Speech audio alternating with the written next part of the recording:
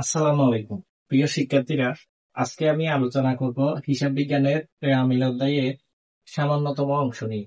অর্থাৎ রেওয়া মিলের মধ্যে আমরা যে সমস্ত দফাগুলো অঙ্ক করার সময় অন্তর্ভুক্ত করি না, অর্থাৎ রেওয়া মিলের মধ্যে বসে না, সেই দফাগুলো নিয়ে আমি আলোচনা করব। দেখো, যে সমস্ত দফাসমূহ অন্তর্ভুক্ত হবে না, কোথায় অন্তর্ভুক্ত হবে না? রেওয়া মিলে অন্তর্ভুক্ত হবে না। এখন আমি এখানে কিছু দফা লিখছি, এগুলো একটু পড়ে শোনাই। ১ নম্বরে প্রারম্ভিক নগদ তহবিল অবলিক নগদ তহবিল ১ সাল, অর্থাৎ ১ তারিখ দিয়ে যদি কোনো নগদ তহবিল দেওয়া থাকে সেটা রেওয়া মিলে বসবে না। ২ নম্বরে আছে তোমার প্রারম্ভিক ব্যাংক জমা অবলিক ব্যাংক উদ্বৃত্ত ১ সাল। ৩ নম্বরে আছে সমাপনী মজুত পণ্য অবলিক মজুত পণ্য দিয়ে ৩১/১২/৭। এরপরে প্রারম্ভিক যে কোনো সম্পদ এবং দায়, আমি এখানে বোঝার সুবিধার্থে দুইটা লিখছি শুধুমাত্র, যেমন প্রারম্ভিক দেনাদার এবং প্রারম্ভিক পাওনাদার। তারপরে আছে তোমার সম্ভাব্য দায়, যে কোনো দায়ের নামের আগে যদি সম্ভাব্য কথাটা থাকে তাহলে সেটা আমিল অন্তর্ভুক্ত হবে না।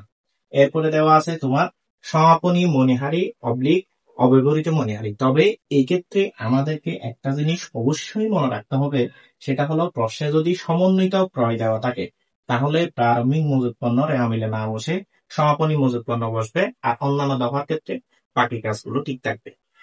এই যে আমরা যে সমস্ত দফাগুলো রেওয়া মিলে অন্তর্ভুক্ত হবে না সেটা জানলাম, এই বিষয়টা দিয়ে আমরা দুইটা প্রশ্ন সমাধান করতে পারবো। আমাদের সৃজনশীল প্রশ্নের খ নাম্বারের মধ্যে যখন আমাদেরকে বলা হয় কোন কোন দফাগুলো রেওয়া মিলে অন্তর্ভুক্ত হবে না সেগুলোর পরিমাণ নির্ণয় করা, আমরা এই দফাগুলোকেই আমরা ক নাম্বার প্রশ্নের উত্তরের জন্য সিলেক্ট করব। এরপরে অনেক সময় এমসিকিউতেও আসে কোন কোন দফাগুলো রেওয়া মিলে অন্তর্ভুক্ত হবে না তার পরিমাণ নির্ণয় করো, অথবা কোনটি রেওয়া মিলে অন্তর্ভুক্ত হবে না। তখন আমরা এই যে দফাগুলো লিখছি এই দফাগুলোর মধ্যে থেকে যেটা থাকবে সেটাকে সিলেক্ট করে আমাদের নৈর্ব্যক্তিকের উত্তরটা দিব। এভাবে করে আমরা চাইলে আমাদের যে সমস্ত দফাগুলো অন্তর্ভুক্ত হবে না সেগুলো মনে রাখতে পারি। তবে আমরা যদি আরো শর্টকাটে মনে রাখতে চাই, আমাদেরকে যেটা মাথায় রাখতে হবে, যে কোনো সম্পদ এবং দায়ের নামের আগে প্রারম্ভিক অথবা ১ তারিখ, অর্থাৎ প্রারম্ভিক যদি কোনো সাল দেওয়া থাকে তাহলে সেটা হবে না। সেকেন্ডলি, কোনো মজুত পণ্য এবং মণিহারির আগে যদি সমাপনী অথবা ৩১ তারিখ উল্লেখ থাকে তাহলে সেটাও রেওয়া মিলে অন্তর্ভুক্ত হবে না। আর আমাদেরকে আরেকটা জিনিস মনে রাখতে হবে, যে কোনো প্রকার সম্পদ এবং দায়ের নামের আগে যদি প্রারম্ভিক থাকে সেটাও হবে না, আর সম্ভাব্য যদি কোনো লেখা থাকে কোনো দফার নামের আগে সেটা অন্তর্ভুক্ত হবে না।